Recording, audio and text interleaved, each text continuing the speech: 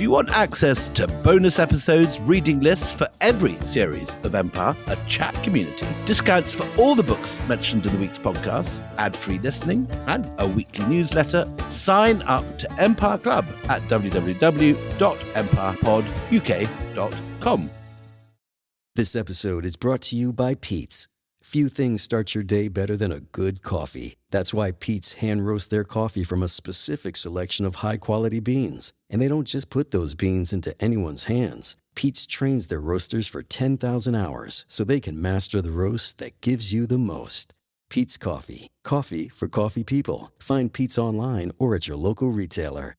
Hey, Brad, you know how Nationwide is more than an insurance company? Yeah, they're one of America's largest financial services companies. We get that in a song like business, life, retirement. Or Nationwide's there to protect. I'm kind of the jingle guy. Not sure I agree with that. Well, I'm not sure I like your hat. Well, it would never fit on you. Products issued by Nationwide Life Insurance Company or Nationwide Life and Annuity Insurance Company. The general distributor for variable products is Nationwide Investment Services Corporation, member FINRA, Columbus, Ohio. Check out the next generation of smart glasses by Ray-Ban and Meta. Listen to music without muting the world around you with open-ear speakers, or capture the world from your unique perspective with a built-in 12-megapixel camera. Now, you can live stream the moment straight from your glasses and even take calls hands-free without interrupting your flow. The latest tech combined with iconic style. The next generation of smart glasses by Ray-Ban and Meta.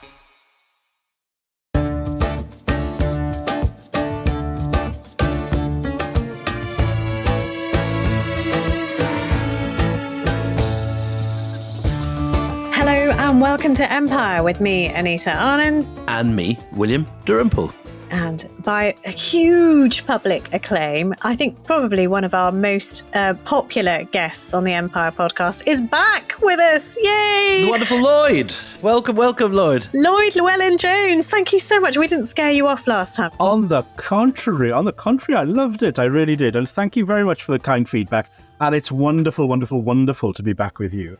My daughter has fallen in love with your voice and said, I want to meet this wonderful, charming Welsh historian, she said. It's all in the accent. No, it's not just the accent. It's the twinkle that you bring with you. Well, thank you very much. Not at all. Now, look, we are here to talk about the Battle of Salamis, the end of the Persian invasion of Greece. William, just remind us where we're picking up from in this relay race through history. So, Lloyd, in the last episode, we had Paul Cartledge talking about the Spartans. Ah, fantastic. And so we had a wonderful sketch by him of who the Spartans were, what they stood for, and their military ways and their tough Spartan crazy ways. Yeah.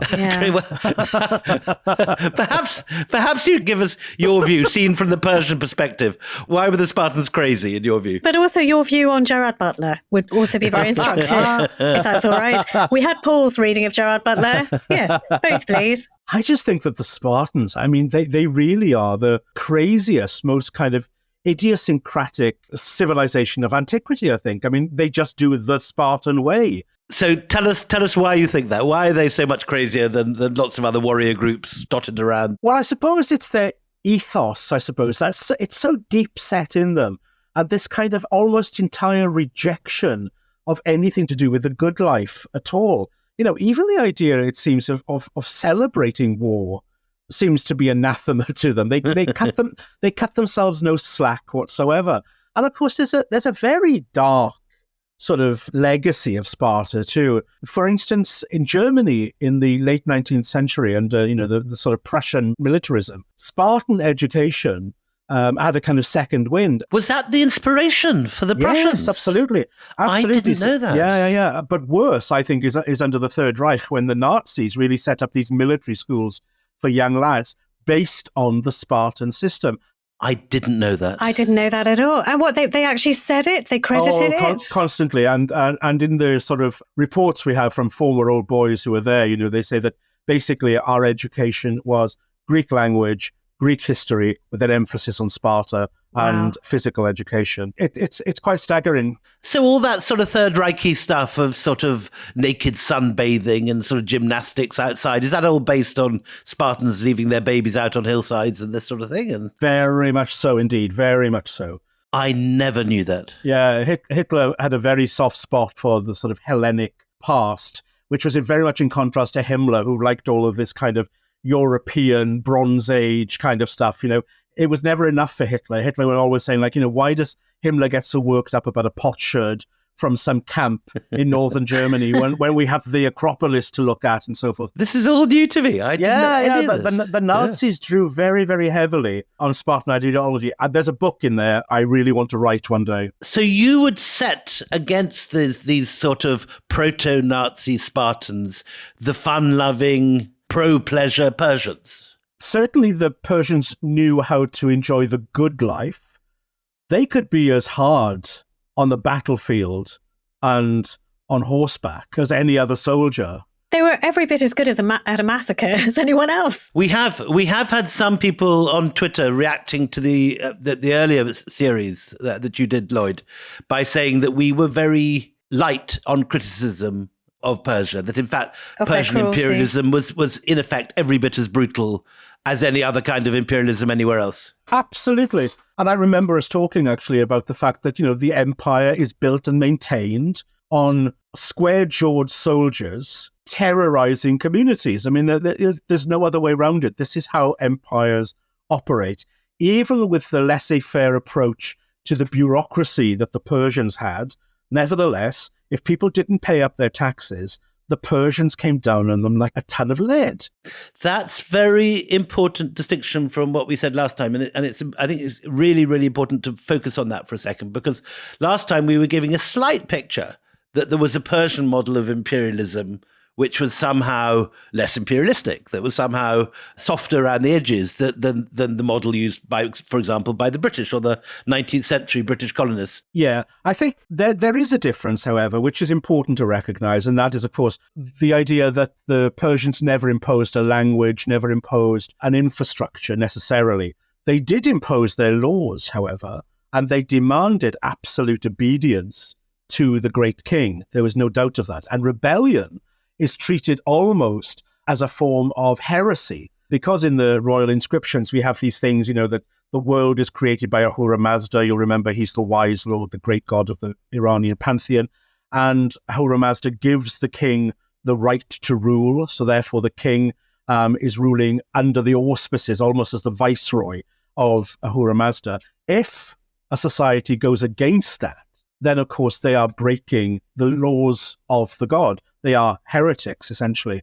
And I think that really is what sits behind the way in which Darius would have seen the uprisings in Asia Minor, which led to the Battle of Marathon, and essentially then what leads on to Xerxes' invasions of Greece as well, which is kind of retribution. Sure, we've talked about Marathon. We talked about Thermopylae, where Xerxes was victorious. I think we've been remiss. We missed one thing. Can you give us a thumbnail sketch of Artemisia? Because we didn't cover it. And it is battle by sea and why it's important. Well, it went on simultaneously with Thermopylae. That's the really interesting thing. Off the same coast? Or? Off the same coast, absolutely. And don't forget, the coastline was much, much further inland than it is today. So almost within eyesight distance, we have this land battle going on, at the pass. And then just across the way, we've got a first sea battle going on. And Lloyd, you gave us a brief description last time, but for those who may not have heard that, describe the difference between the two navies. The big thing is this. The Persians are using light fleets. So they are ships built by the Phoenicians, who are the master shipbuilders of the ancient world. And they are quite light craft. They can dart fast. In and out. Very, very fast indeed. They're this kind of, the real sports cars of antiquity. The beautiful sort of, the motorboats. Swift. Yeah, the motorboats, the swift motorboats of antiquity. Whereas the Greek triremes are heavy. They sit low in the water. They bear a lot of weight, not just in the construction, but also, of course, then when you add the rowers. And their ram is capped with what? With copper, with iron? with copper, we think, mainly copper, but it's thick. And the actual prow of the boat, has got very, very solid timbers. That's what did a lot of damage at Artemisia. As well as talking about the size of the ships, can we talk about the size of the fleets? Because the Greeks have fewer ships to lose. That's fair to say, isn't it? That is absolutely fair to say. First of all, we should say that there's no such thing as Greece, okay, at this time. Okay. If you remember what we say, lots of different city-states, okay?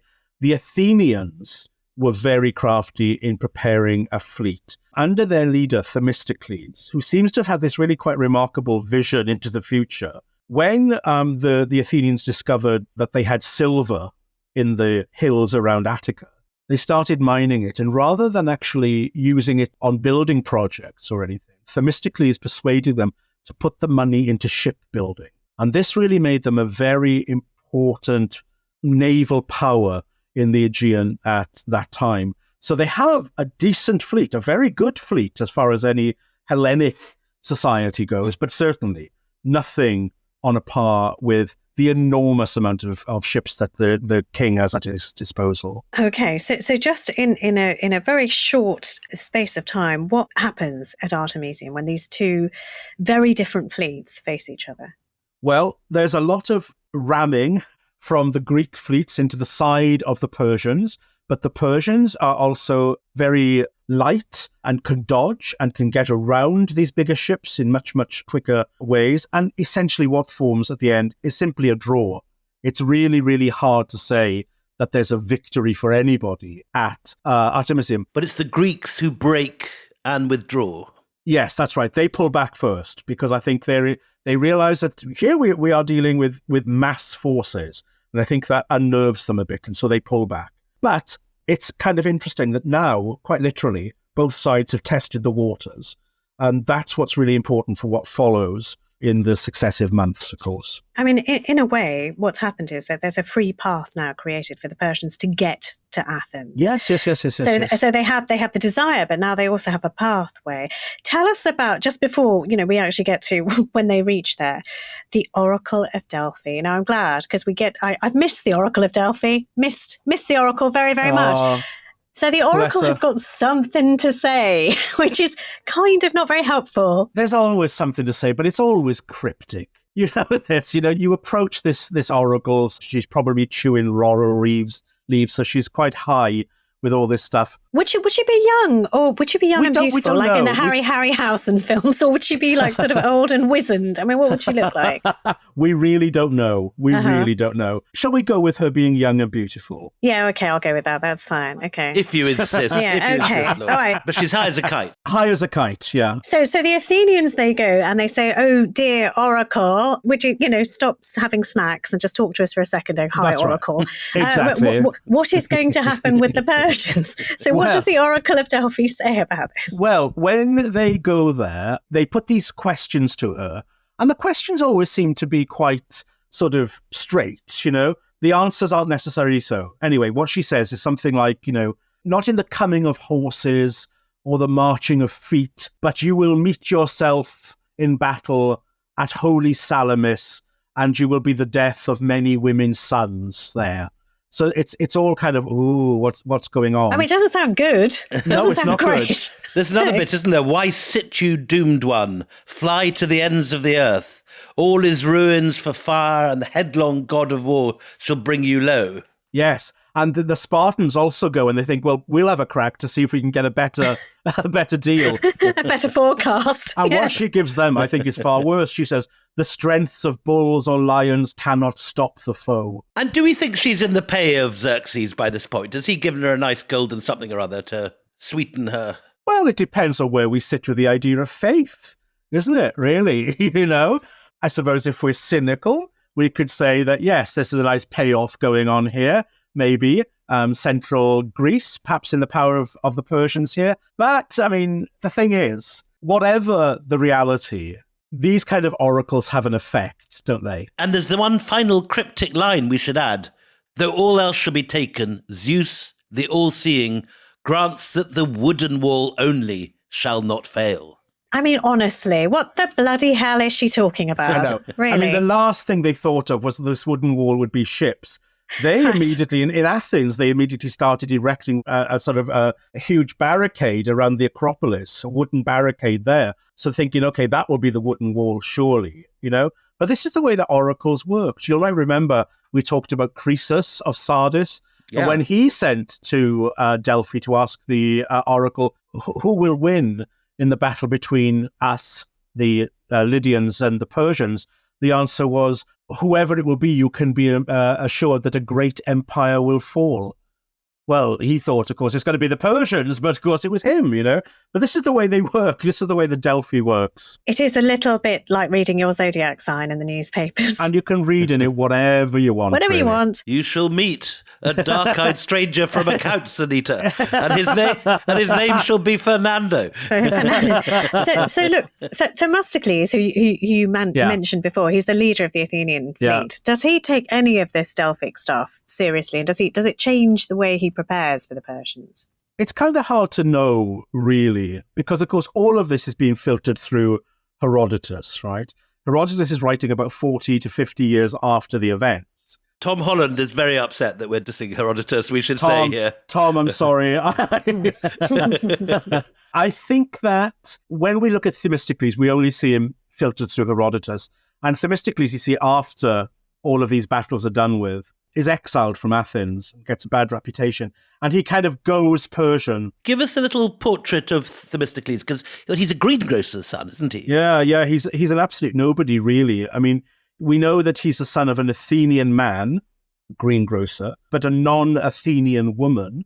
So as far as Pericles' later Athenian citizenship laws would go, it would mean that he's not really seen as a bona fide Athenian. You have to have Athenian parents on both sides. He's quite a Churchill-like figure, I think, quite literally. If the bust of him is anything true, he's kind of bull-necked and quite sort of round-faced. He has that ability to make the good speech and to step in when needed. And he seems to be very, very sensible. But also, he's not at all opposed to lying. Familiar to us. And I have no idea who you're thinking of. Which classicist PM are you thinking of here, Lloyd? Oh, I couldn't possibly say. But an interesting kind of policies that developed from him. But his later reputation is tarnished by the fact that he actually goes and lives in Persia. He probably spoke Persian by the end of his life. And so Herodotus, puts him under the heading of a bad thing by the end. So he's very difficult to get to know. I mean, I've seen sort of busts created of Themistocles, and he is often sort of depicted, and these are sort of 1800s, but with almost like a papal hat. I don't know what you call those hats that the Pope would wear, but do we know what he looked like, or are these all projections into the past? Were there any contemporary? You're talking about a papal tiara? Oh, no. It's the pointy hat thing, whatever it is that they're called. It's the front of a Corinthian helmet. It's a visor, isn't it, on the front of a helmet? I don't know. It looks like a bishop hat. Oh, it does, okay. All right. It does. That's what it is. Whatever the traditions were, certainly by the late classical period and into the Hellenistic period, when most of these portraits are created, they all look the same. They all look the same, exactly. And they're not at all reliable at all. Square-jawed. Yeah, and this is when we get the vogue for, portraits of great men and stuff, in the Roman period, essentially. Okay, so he's got this nebulous but doesn't sound great Delphic oracle thing hanging. He knows the Persians are coming. So what does he do with the Athenian fleet to prepare them for this? Well, he first of all gets them together. He drills them. He makes sure that they're all well equipped. And of course, what we've got these are triremes. So it's manpower, which is the most important thing. Oarsmen, banks and banks of oarsmen, to move these great lumbering things through the seas. And we said before, they are basically free men. They're not slaves. Yes, they're free men by and large. I don't think we can write out the fact that they would have been forced labour on these ships as well. But by and large, it's an enterprise for the democracy itself, for Athens itself.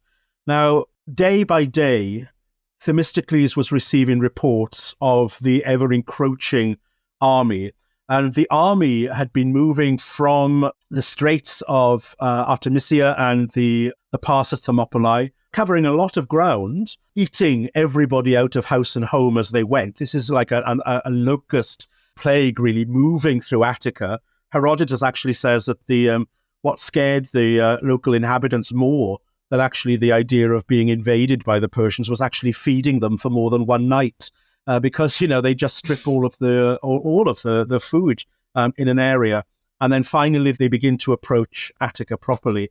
This is when Themistocles sounds the alarm, and he evacuates the city of Athens. Is it everybody, or is it women and children? And does he say, look, women and children first? Or women and children first, most definitely, and the elderly. Mm-hmm. Most of the men stay behind. Many of them haul themselves up to the top of the Acropolis, which you'd have thought was quite a good place to defend yourself. It's a very good place. That's why it's there in the first place. The Acropolis, we know, in Athens, dates back to the Mycenaean period, and obviously it survived a lot of attacks. And is, you'd imagine, the perfect defensive site.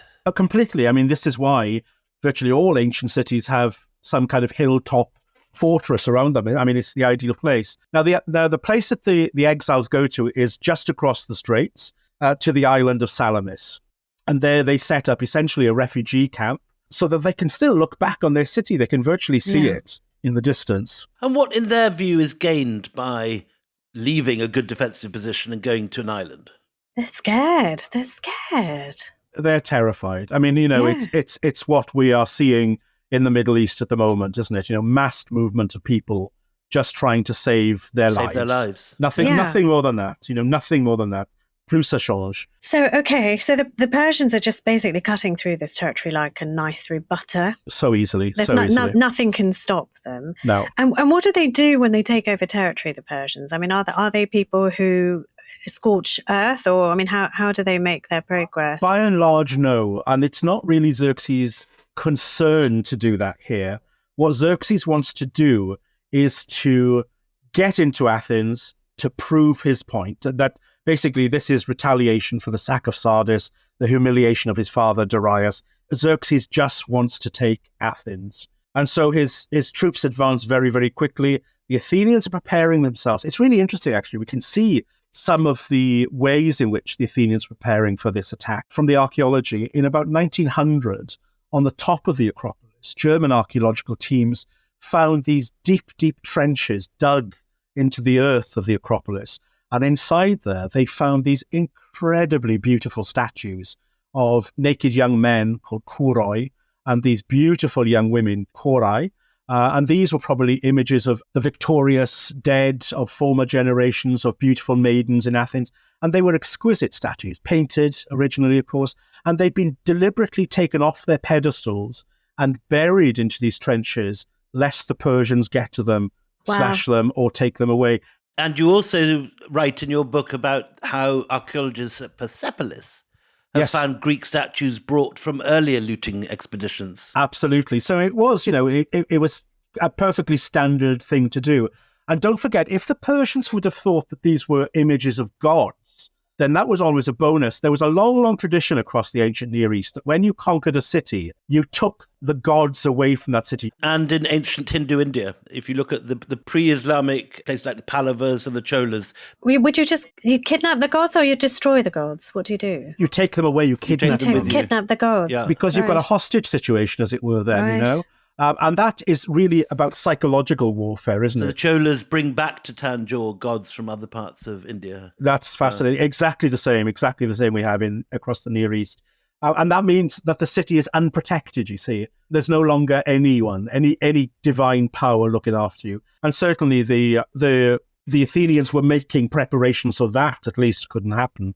Well, I mean, we made a really important point that from Salamis, they can see all of this happening. They can see the Acropolis fall, they can see the smoke rising into the air, and they can smell the destruction of a conquering army. So what do they do? I mean, they can't just cry on Salamis. That's not going to help. I mean, what are they doing on Salamis? Well, there's very little else they can do, because they do see, first of all, their sacred buildings going up in flame.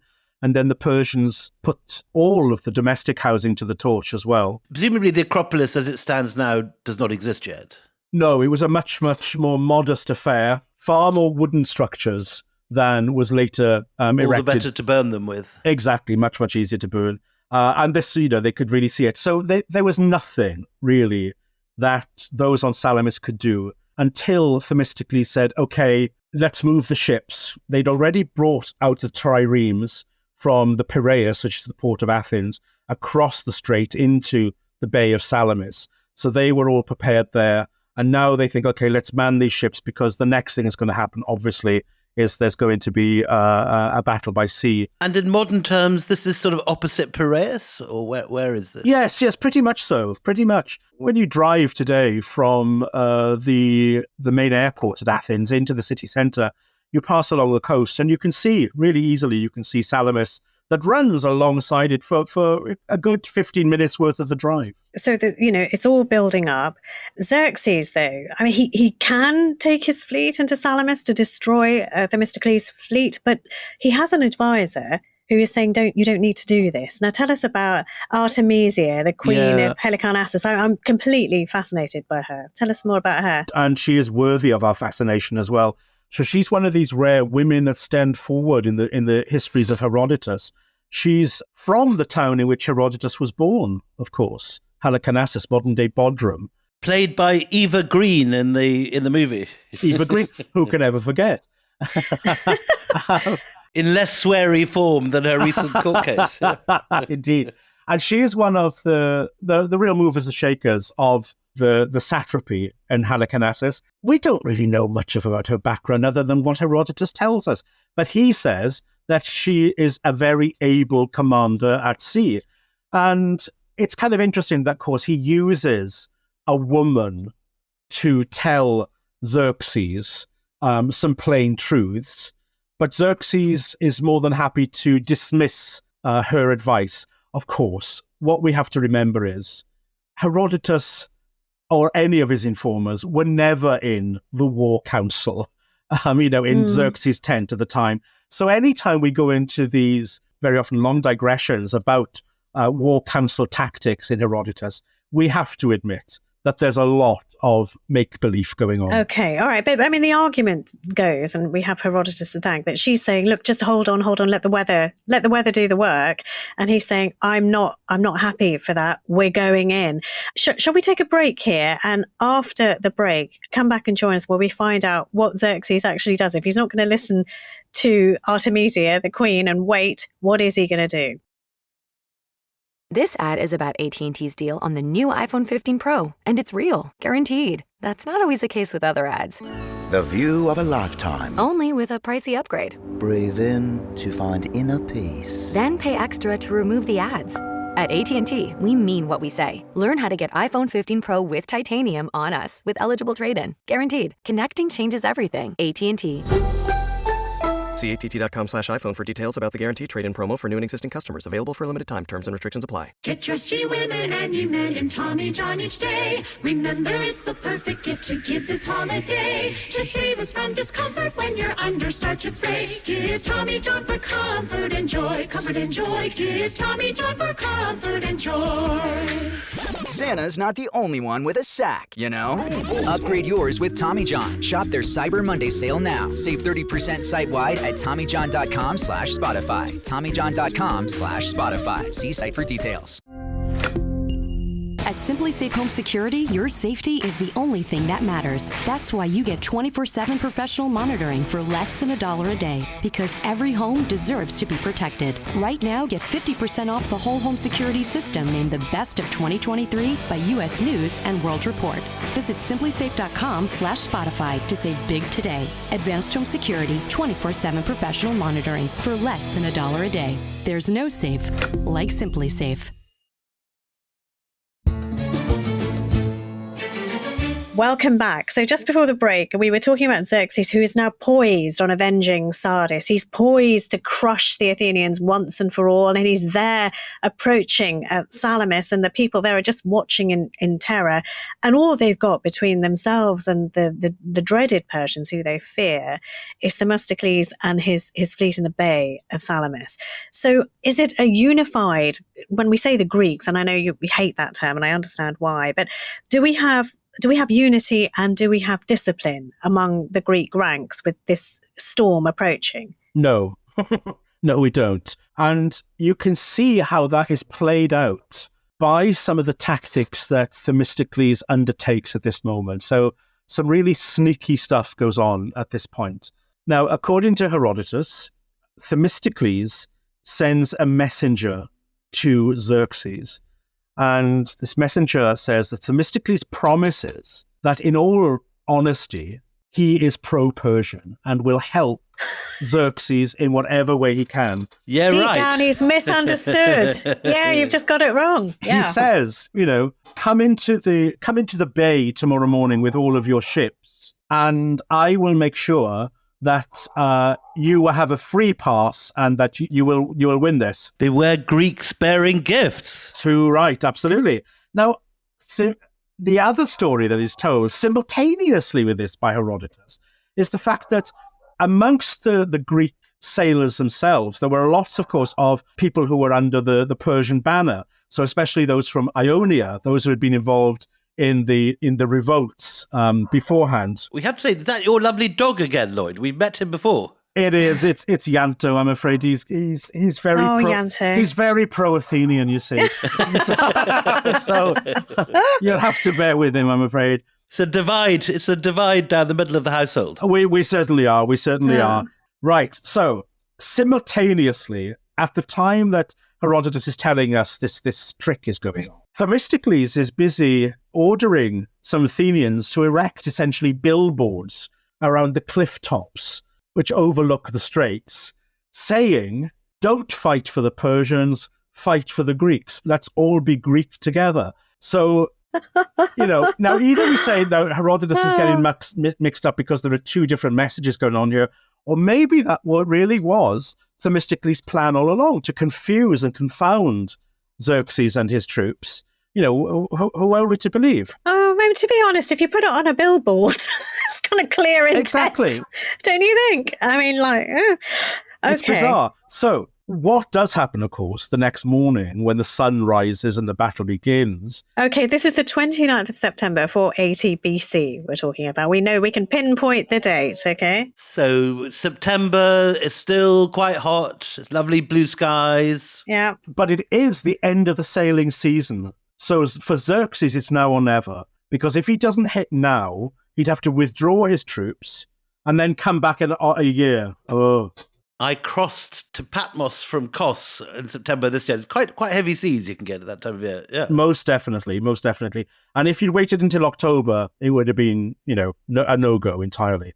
Okay, so Themistocles of the billboard. Yeah. Now he's got to speak to his troops. And yes. Does he give good speech, this man, in the morning? He does. Churchill-like. No? He gives really good speech. Most definitely. What does he say? What does he say to get them to not be scared anymore? Herodotus puts some words into his mouth. How much of these are really Themistocles, we don't know. But basically, he talks about freedom. And this is always the buzzword for the Athenians, that, we are fighting for our freedom here against the enslavement of the barbarians. Can I just read a bit of what? Oh, please do. What they said? Can I just? I mean, you tell me if this is all bullshit or if he probably did say this, but he apparently urges his soldiers to consider all that was best in human nature and affairs and all that is worst, and choose the former. Themistocles says. That's quite good, isn't it? Yeah. No, it's great. Absolutely. That whole idea again, of course, about the barbarity of the Persians, that's what's there. If you want to live a civilized life, fight for us. I spent last weekend, Lloyd, in the classical departments of the Met Museum looking at the vases from the time. And you get all these images of these sort of almost naked Greek soldiers with their shields and their amazing helmets. That's right. Locked together, shield by shield. And then the very different Persians with these sort of very trendy trousers with little round rings, weird little caps. And their bows and arrows. It's different people and a sword, as different can be. I want to talk a little bit about the ghosts in the water. So what is all this about the ghost serpents in the water, and what do they mean? Water is a very important facet at Salamis, not simply because the battle is fought on it, but for the kind of mysteries that surround it as well. So, for instance, we know thousands of Persians fell into the seas and drowned. And that's because the Persians have no tradition of swimming at all. Whereas the Athenians were very good swimmers. The Athenians always said that really, if you're to be considered a civilized man, you have to learn how to read and you have to swim, And so we get all of these stories of the drowning Persians meeting their fates with the kind of sea monsters and the fates that live within the seas as well. I've always found it a thing in India that people don't learn to swim. I'm used to a world from Britain where everyone can swim.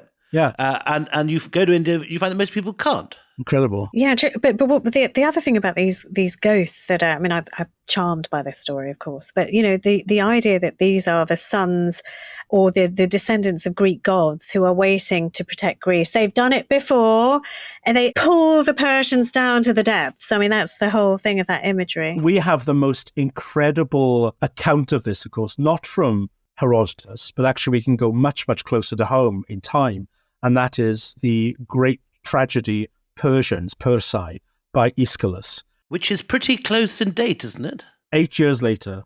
472 BCE. That's as good as you're going to get in BC, isn't it? Oh, it's quite incredible. I mean, our first surviving full Greek tragedy is not set in the distant past of gods and heroes, but set, essentially, it's a modern history piece. As recent as Brexit is to us, almost. And as traumatic, I would say, absolutely. Oh, and what does he say? What does he say in this kind of quite contemporaneous piece? Well, in this, he has this incredible description that a Persian messenger takes home to the Persians in Susa, and the queen listens to this message, and the messenger talks about the drowning masses. Shall I read you a little? Yes, please. Oh, we'd love it. Yes, this is please. part of the chorus and the messenger speeches. First of all, Aeschylus peppers his text with kind of Persianisms, exotic, strange words on onomatopoeia. So it goes like this. Otatoi, otatoi, in vain did our weapons, innumerable and various, go from Asia to Zeus's country, the land of Greece. The shores of Salamis and all the neighbouring regions are filled up with the corpses of those who met unhappy deaths. Otatoi, otatoi, you are saying that the dead bodies of our friends are tossed, drenched and carried along by the seas, their cloaks wandering around them. Our bows and arrows were useless, and the entire force was defeated by the ramming of ships. Yell out of the melancholy, shout of ill omen against our enemies. The gods have ordained utter catastrophe for the Persians. Aye, aye, aye, the army is destroyed. O Salamis, most hateful name to hear. Oh, that's so lush. Oh, wonderful. I loved that. It is amazing. But what's really, I think, incredible about this play is just think about that first performance when it happened 7 years later.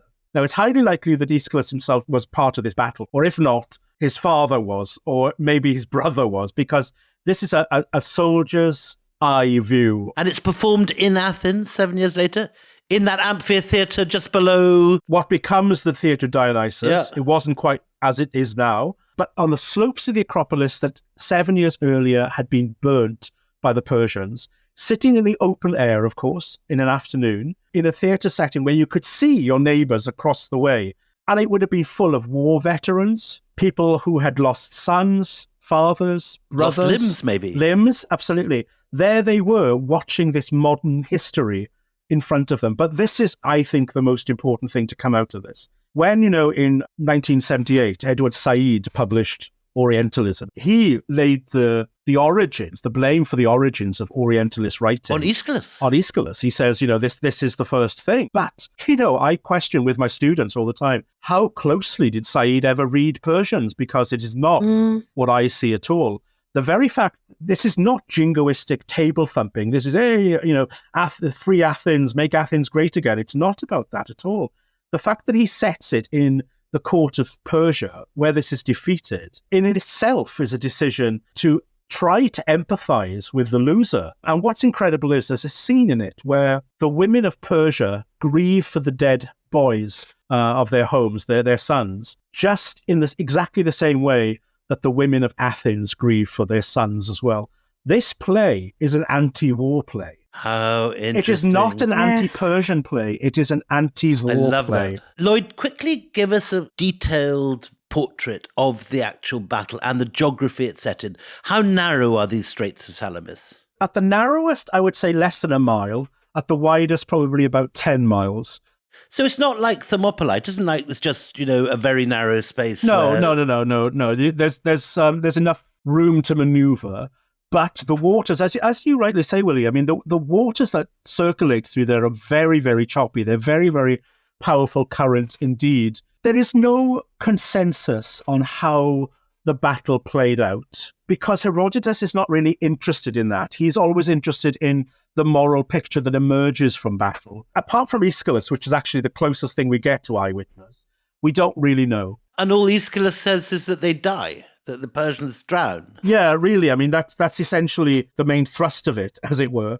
But what he does talk about is the fact that the Persian ships receive a constant pounding because they are rammed time and time again by the Athenian triremes. And the other thing that the triremes do is to row very, very close and very, very fast against the sides of the Persian ships, snapping their oars, breaking all of the banks of rowers all the time as well. Here we go, another little bit from Persae, if you like. This is the queen. This is Xerxes' mother speaking. What am I hearing? What am I hearing here is the height of calamity, a cause of disgrace to the Persians and of shrill screams.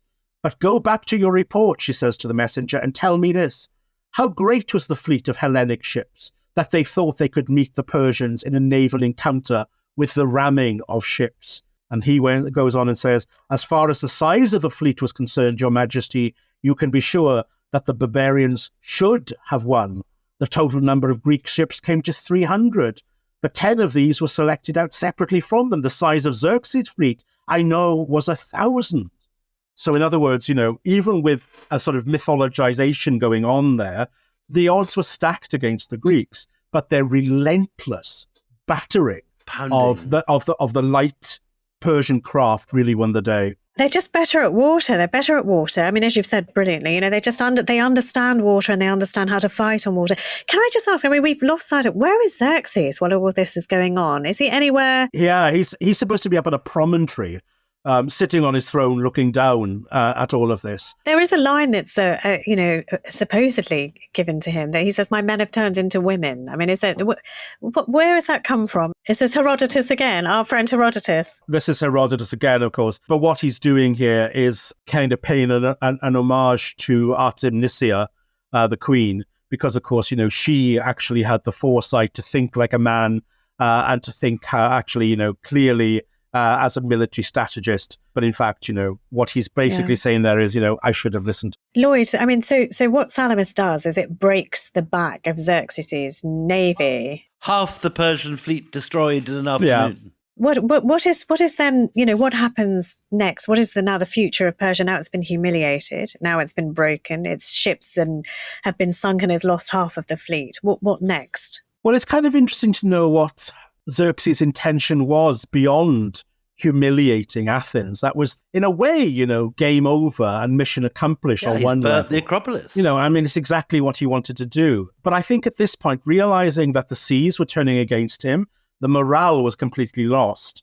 He also gets worse news that there's a revolt going on in Babylon, which he has to get back to put down. The opposite end of the empire. Absolutely. And the cash cow of the empire as well. He actually returns to Mesopotamia to crush this revolt, leaving behind him very, very able series of generals who clash again, of course, at another battle in the north about a year later at Plataea, where again the Persian forces are, they're absolutely humiliated again. And this is really the last time that the Persians ever attempt to hold together a force in Europe. And Lloyd, what's your final assessment here? Because there are two ways, aren't there, of looking at this. You could take the view that Herodotus is not telling the whole truth because he's very much on the Greek side, and that this is a huge exaggeration of a minor blip on the Persian radar. Or you can take the view that this is actually one of the great turning points of history and that the high watermark of the Persian Empire has been met, and it's now a neap tide heading back towards that moment, ultimately, when Alexander will take Persepolis and burn it. I think that it is a seismic shift in the identity of the Greeks. From Salamis onwards, they get a sense of self-worth, I think. I think it creates the Greeks as a people, but it would be very wrong to say that from here on in, it's all downhill for Persia. Not at all. This is still, don't forget, a costly battle, an expensive series of battles on the western peripheries of the empire. A more interesting question, I think, is what would have happened had Salamis gone the other way. I think there's no doubt whatsoever in my mind that Athens would have become a satrapal center.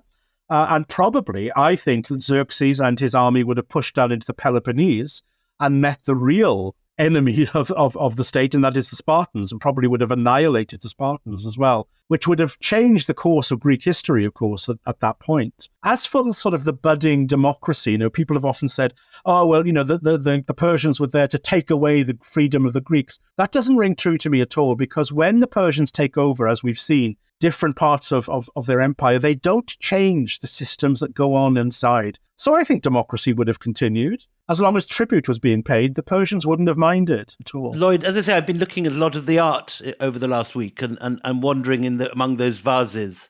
And there's an awful lot of pictures of Persians being defeated.